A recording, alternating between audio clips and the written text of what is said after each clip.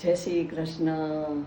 જુઓ, આજે હું આખા રીંગણા બટેટા ભરેલાની રેસીપી લઈને આવી છું, તો ચાલો આપણે જોઈએ। આખા રીંગણા ભરવા માટે આપણે ક્રશ કરેલા ગાંઠિયા લેશું, બરાબર।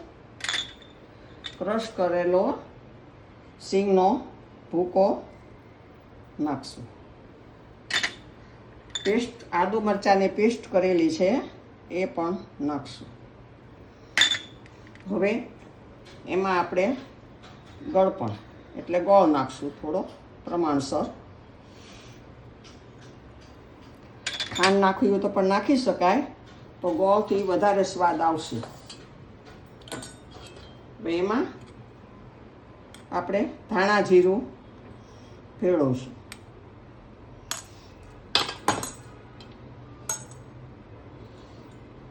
હળદર,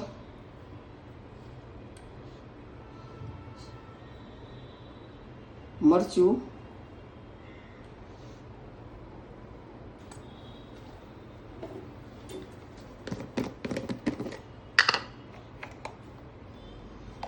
સ્વાદ અનુસાર તમારે મીઠું જે પ્રમાણે ખાતા હો એ પ્રમાણે નાખવાનું છે।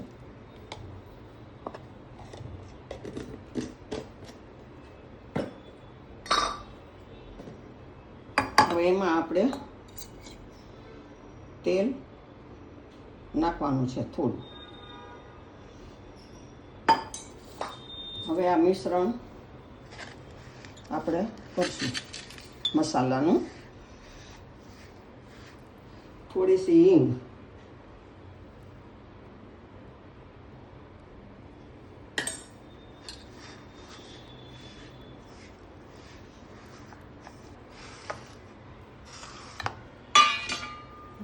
હવે આ આપણો બધો મસાલો ભરવા માટેનો તૈયાર થઈ ગયો છે અને હવે હું રીંગણા ભરી રહી છું।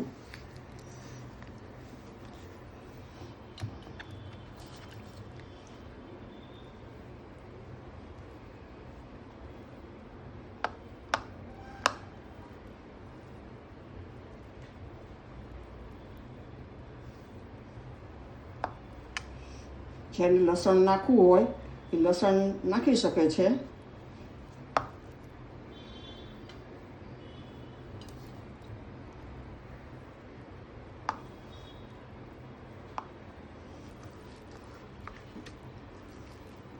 હવે આ બટેટાના જે પીસ કર્યા છે આપણે, અને બે મિક્સ કરવાના છે, એટલે અત્યારે આ મસાલામાં ચોળી અને પછી એમની સાથે વઘારી દેવાના।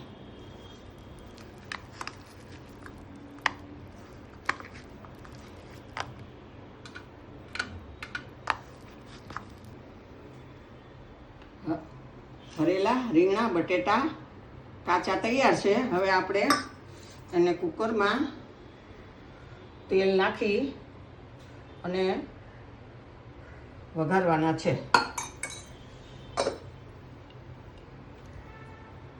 હવે એમાં આપણે આખું જીરું મૂકવાનું છે।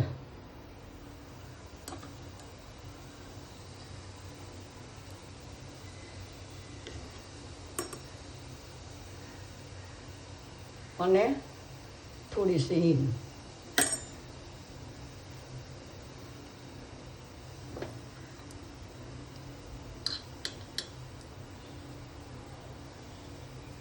હવે એમાં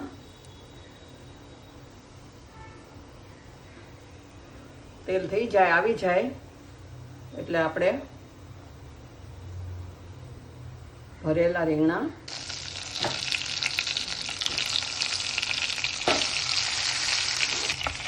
બટેટા બધા ભરેલા છે।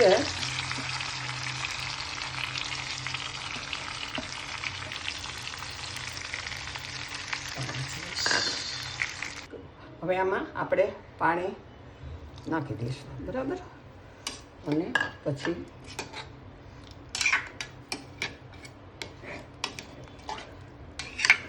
પાનો છે।